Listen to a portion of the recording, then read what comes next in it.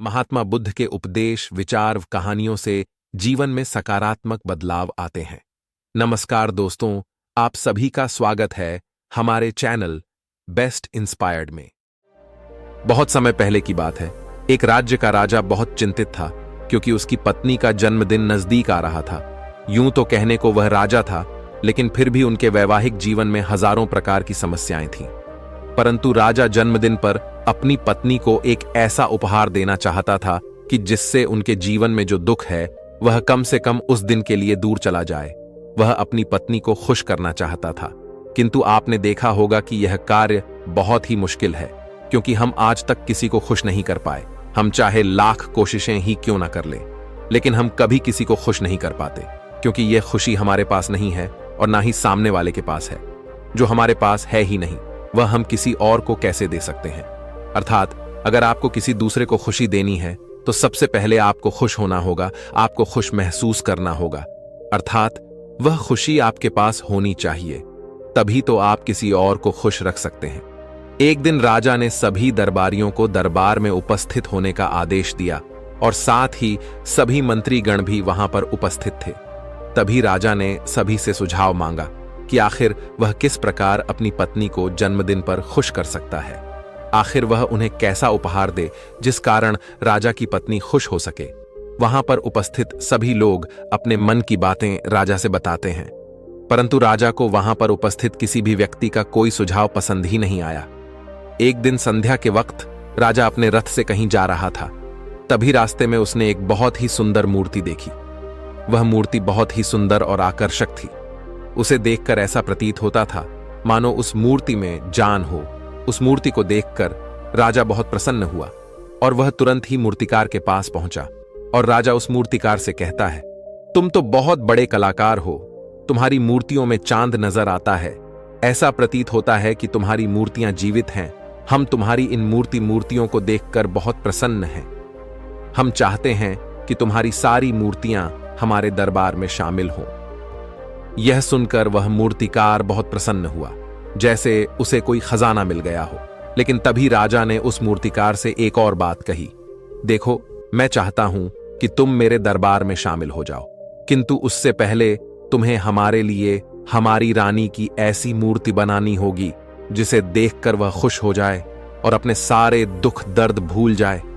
और यदि तुम ऐसा ना कर सके तो मैं तुम्हारा सर धड़ से अलग कर दूंगा। राजा के मुख से यह सुनकर मूर्तिकार घबरा गया, उसके पसीने छूट गए। वह राजा को मना भी कैसे करें, इसीलिए उसने ना चाहते हुए भी राजा को स्वीकृति दे दी। राजा उस मूर्तिकार की बात सुनकर बहुत प्रसन्न हुआ और वह वापस महल लौट गया। लेकिन उधर दूसरी तरफ जो मूर्तिकार अब तक बहुत प्रसन्न था, जो अपने मन से मूर्तियां बनाया करता था, जो हमेशा खुश रहता था, अब वह दुखी हो गया था। वह गहरे दुख में चला गया था।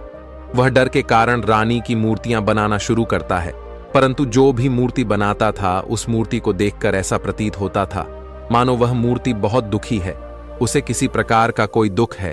एक के बाद एक उसने कई सारी मूर्तियां बना डाली, परंतु कोई भी मूर्ति ऐसी नहीं थी जिसे देखकर कोई भी खुश हो सके, जिसे देखकर यह प्रतीत हो कि मानो उस मूर्ति में जान है और वह मूर्ति देखकर कोई भी अपना दुख भूल जाए। और यह इस कारण हो रहा था क्योंकि मूर्तिकार भीतर से बहुत दुखी था, जो उसकी मूर्तियों के रूप में साफ और स्पष्ट नजर आ रहा था। राजा ने उस मूर्तिकार को 1 सप्ताह का समय दिया था, किंतु 4 दिन तो उसने यूं ही व्यर्थ कर दिए। अब उसके पास केवल 3 दिन का ही समय बचा था, जिसके बारे में सोच सोचकर उस मूर्तिकार का गला सूखा जा रहा था।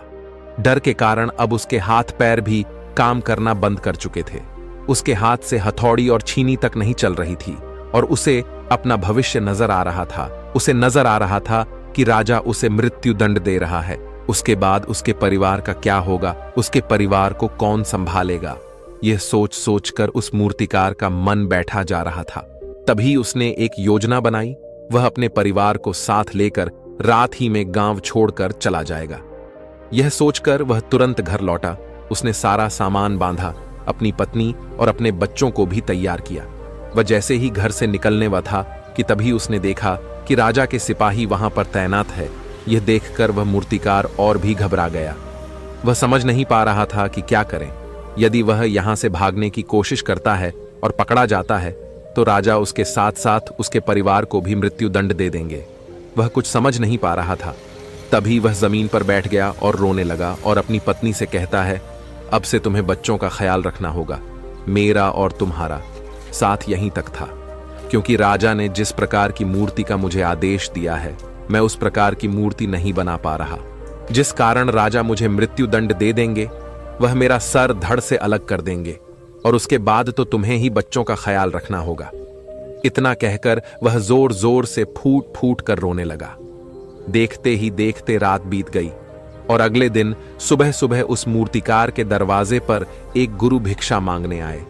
मूर्तिकार ने उन्हें भिक्षा लाकर दी तो मूर्तिकार बहुत परेशान लग रहा था, जिसे देखकर गुरुवर उस मूर्तिकार से कहते हैं, बेटा, हमारे जीवन में दुख और सुख तो आते ही रहते हैं। हमारे जीवन में दुख और समस्याएं तो होती ही हैं, किंतु इन सभी दुख और समस्याओं का समाधान और निवारण भी होता है, परंतु हम केवल दुख और समस्याएं ही देखते हैं। उन दुख और समस्याओं के छिपे निवारण और समाधान को हम कभी नहीं देख पाते। यदि तुम ध्यान से देखोगे तो हर समस्या का समाधान है और हर दुख का निवारण भी है। मैं यह अच्छी तरह जानता हूं कि तुम यहां से अपनी पत्नी और बच्चों को लेकर भाग जाना चाहते थे, किंतु ऐसा हो नहीं सका। उस मूर्तिकार ने जब गुरु के मुख से यह बातें सुनी तो वह उनके चरणों में जा गिरा और हाथ जोड़कर उन गुरुवर से कहता है, हे गुरुवर, आप ही बताइए मैं क्या करूं। राजा ने मुझे मूर्ति बनाने का आदेश दिया है, किंतु मैं चाहकर भी मूर्ति नहीं बना पा रहा, और यदि मैंने मूर्ति नहीं बनाई तो राजा मुझे मृत्यु दंड दे देंगे, और उसके बाद मेरे परिवार का क्या होगा, उनका ख्याल कौन रखेगा। तभी गुरुवर उस मूर्तिकार से कहते हैं, बेटा, आंख बंद कर लेने से कुछ नहीं होने वाला, क्योंकि दुख और समस्याएं तो वहीं की वहीं खड़ी रहती हैं। ध्यान देने और कर्म करने से सब कुछ बदल जाता है। यदि तुम केवल आंखें बंद करके यह सोचोगे कि तुम्हारी समस्याएं चली जाएंगी तो ऐसा कभी नहीं होगा। इतना कहकर उन गुरुवर ने उस मूर्तिकार के कानों में कुछ कहा और उसके बाद वह वहां से चले गए। उन गुरु के वहां से चले ले जाने के बाद वह मूर्तिकार महल गया, जिसे देखकर राजा उस मूर्तिकार से कहता है, लगता है तुमने समय से पहले ही एक अद्भुत मूर्ति तैयार कर ली है। बताओ वह मूर्ति कहां है, मैं भी उसे देखना चाहता हूं। इस पर मूर्तिकार जवाब देते हुए कहता है, महाराज, अभी तक मैंने मूर्ति तैयार नहीं की है, परंतु आपके दिए हुए समय पर मैं अवश्य ही वह अद्भुत मूर्ति तैयार कर लूंगा, लेकिन उससे पहले मेरा एक बार महारानी से मिलना बहुत आवश्यक है, अन्यथा वह अद्भुत मूर्ति तैयार नहीं हो पाएगी। राजा ने उस मूर्तिकार की सारी बातें ध्यानपूर्वक सुनी और उसके बाद राजा ने मूर्तिकार को महारानी से मिलवाया। मूर्तिकार महारानी से मिलने के बाद महारानी से प्रश्न करते हुए कहता है, महारानी जी, किसी भी औरत के जीवन का सबसे बड़ा दुख क्या हो सकता है। इस पर महारानी जवाब देते हुए उस मूर्तिकार से कहती हैं, किसी औरत का मानव बन पाना उसका सबसे बड़ा दुख है। तभी वह मूर्तिकार महारानी से एक और प्रश्न करते हुए कहता है, महारानी जी, किसी औरत के जीवन का सबसे बड़ा सुख क्या है। महारानी उस मूर्तिकार के इस प्रश्न का जवाब देते हुए कहती हैं, किसी भी औरत के जीवन का सबसे बड़ा सुख उसके पति और उसके बच्चों का उसके पास होना है। महारानी के मुख से अपने प्रश्नों का जवाब जानकर मूर्तिकार बहुत प्रसन्न हुआ और उनसे आज्ञा लेकर वह वापस अपने घर लौट आया और अब से वह दिन रात उस मूर्ति पर काम करने लगा। देखते ही देखते पूरे 3 दिन पूरे हो गए। आखिरकार रानी के जन्म दिवस वाले दिन वह मूर्तिकार उस मूर्ति को लेकर राजमहल पहुंचता है, लेकिन अब राजा के मन में यह बेचैनी थी कि पता नहीं उस मूर्तिकार ने आखिर कैसी मूर्ति बनाई होगी, पता नहीं वह मूर्ति महारानी को पसंद आएगी भी या नहीं। इस प्रकार के कई प्रश्न राजा के मन में चल रहे थे।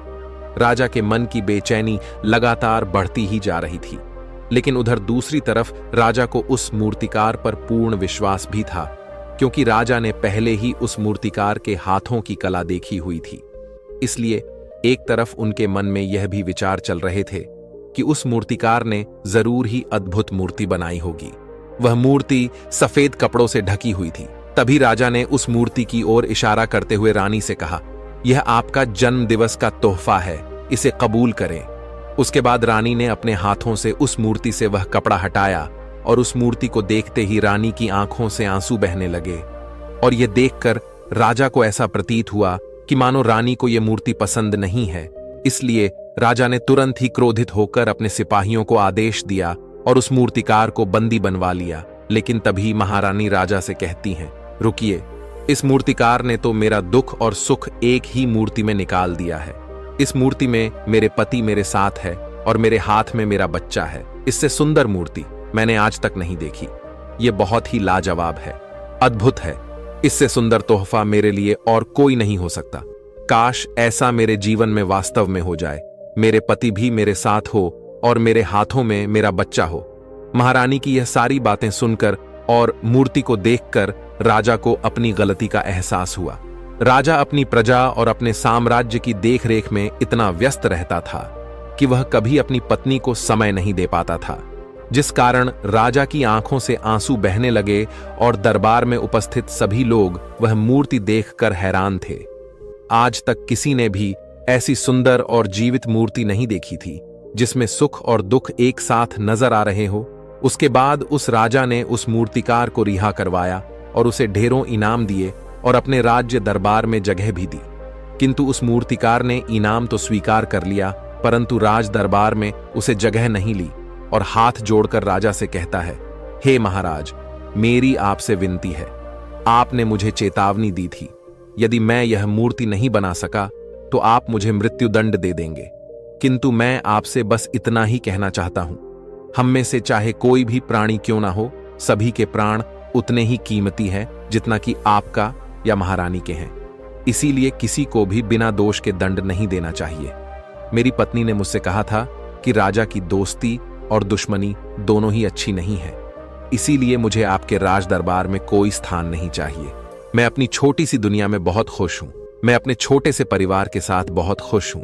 मैं आज तक जो करता आया हूं मुझे वह पसंद है और मैं अपने पूरे जीवन काल वही करना चाहता हूं। मैं जैसा हूं, जिस हाल में हूं, मुझे बहुत प्रसन्नता है कि मैं आज इतना खुशहाल इंसान हूं। अब मुझे आज्ञा दीजिए। इतना कहकर वह मूर्तिकार वहां से चला गया। दोस्तों, इसी प्रकार हमारे जीवन में भी बहुत बड़े बड़े संकट और दुख आते जाते हैं, किंतु वास्तव में तो यह दुख और संकट हमें कुछ सिखाने के लिए आते हैं। किंतु हम तो केवल उन दुख और समस्याओं को ही देखते रह जाते हैं। हम उनका निवारण खोजने का तनिक भी प्रयास नहीं करते, और जब हम दुख के समय क्रोध करते हैं तो हम वास्तविकता में अपना ही नुकसान कर लेते हैं। जो व्यक्ति समझदार होते हैं वह अपने दुख और परेशानियों से यह सबक सीख ही लेते हैं कि उन्हें विषम परिस्थितियों में शांत रहकर उन दुखों का निवारण करना चाहिए, उन समस्याओं का समाधान करना चाहिए। किंतु हम में से अधिकांश लोग यह नहीं सीख पाते और वे लोग दुख और परेशानियों के समय पर क्रोधित हो ही जाते हैं। वह इस बात को अच्छी तरह जानते हैं कि हमें दुख और समस्या के समय पर शांत रहना चाहिए और उसका समाधान खोजने का प्रयास करना चाहिए, किंतु हम बार बार वही गलती दोहराते रहते हैं। जब भी हमारे सामने कोई विषम परिस्थिति उत्पन्न होती है तो हम बार बार क्रोधित हो जाते हैं और क्रोध में आकर हम अपना ही नुकसान कर लेते हैं, क्योंकि क्रोध में हम कभी भी कोई चीज सीख नहीं सकते। क्रोध में हमारा मस्तिष्क काम करना बंद कर देता है और उसे केवल वह परिस्थिति नजर आती है, वह समय नजर आता है जो उसके खिलाफ है और जो जीवन के दुखों से, इन समस्याओं से कुछ सीख नहीं पाता। ऐसा व्यक्ति पूर्ण रूप से एक दलदल में फंसे हुए इंसान की तरह है, जो परिस्थितियों के दलदल में कुछ इस प्रकार फंस चुका है कि वह वहां से निकल नहीं सकता। फिर वह चाहे कितना भी हाथ पैर क्यों ना मार ले, और जितना हाथ पैर मारेगा वह उतना ही उस दलदल में फंसता चला जाएगा। जबकि आपको हाथ पैर ना मारकर बल्कि शांत रहकर अपने मस्तिष्क का प्रयोग करना चाहिए और यह सोचना चाहिए कि इस दुख, इस समस्या और इस विषम परिस्थिति का समाधान क्या हो सकता है। किंतु आप तो अपने आप को पहले से ही दलदल में डाल चुके हैं और ऐसी स्थिति में आप बाहर निकलने के बारे में ना सोचकर लगातार और हाथ पैर मारकर आप अपने आप को उस दलदल में और भी नीचे डुबा जा रहे, तो ऐसी परिस्थिति में आप भला उस समस्या, उस परिस्थिति का सामना कैसे करेंगे, वहां से बाहर कैसे निकलेंगे। और वहीं पर जो व्यक्ति थोड़े भी जागृत है, जो दुख और समस्याओं का निवारण और समाधान खोजने में वास्तव में अपना समय लगाते हैं, वह यह जानते हैं कि निवारण और समाधान एक हीरे की तरह है। वह हीरे की खान की तरह है। जिस प्रकार एक हीरे को ढूंढा जाता है, फिर उसे तराशा जाता है, जिसके बाद उस हीरे की कीमत बहुमूल्य हो जाती है। ठीक वैसे ही दुख और समस्या में समाधान और निवारण खोजने की आवश्यकता होती है, और वह हमें खोजने भी चाहिए। और जब आपको मिल जाते हैं, तब आपको एक ऐसी संपदा मिलती है, एक ऐसी समझ, एक ऐसा विश्वास, एक ऐसी शक्ति मिलती है कि उसके बाद आपके सामने जब भी कोई समस्या या कोई परेशानी आती है, तो आप अकेले नहीं होते, बल्कि आप यह समझ जाते हैं कि वह विषम परिस्थिति आपको कुछ सिखाने आई है, और आप उसका डटकर सामना करते हैं। उसे वह सारी चीजें सीखते हैं जो वह आपको सिखाना चाहती है, और उसके बाद आप और भी मजबूत होते चले जाते हैं। आपका विश्वास और भी बढ़ता चला जाता है, आप और भी शक्तिमान और बलवान होते चले जाते हैं। इसीलिए महात्मा बुद्ध कहते हैं कि यदि दुख है तो उसका निवारण भी है, यदि समस्या है तो उसका समाधान भी है। इसीलिए केवल दुख में उलझे मत रहिए, बल्कि उस दुख का निवारण कीजिए, और यही आपको करना चाहिए। केवल हाथ पर हाथ धरे बैठे रहने से या फिर यूं ही समय को व्यर्थ गंवाने से आपको कभी भी उसका निवारण नहीं मिलेगा, बल्कि जितना आप उस दुख और समस्या से अपनी जान छुड़ाकर भागने की कोशिश करेंगे, उतनी ही तीव्रता से आपके पीछे भागेगी। और जैसे जैसे समय बीतता जाएगा, वह दुख और समस्या और भी विकराल रूप ले लेगी, और तब उसका सामना करना और भी मुश्किल हो जाएगा। इसलिए यदि कोई दुख और समस्या अभी आपके सामने है, तो उसे लड़ डटकर सामना कीजिए, उससे सीखिए और निवारण कीजिए। दोस्तों, आपने आज के इस वीडियो से क्या सीखा, वह मुझे आप कमेंट में बता सकते हैं। इसी के साथ में उम्मीद है कि आपको आज की वीडियो पसंद आई होगी, तो इस वीडियो को उस इंसान को शेयर करें जिससे यह कहानी सुनने की जरूरत है, और उसी के ठीक बाद चैनल को सब्सक्राइब करें। तो चलिए फिर मिलते हैं ऐसी एक और नई वीडियो में एक नए मैसेज के साथ। तब तक के लिए अपना ख्याल रखें। धन्यवाद और नमो बुद्धाय।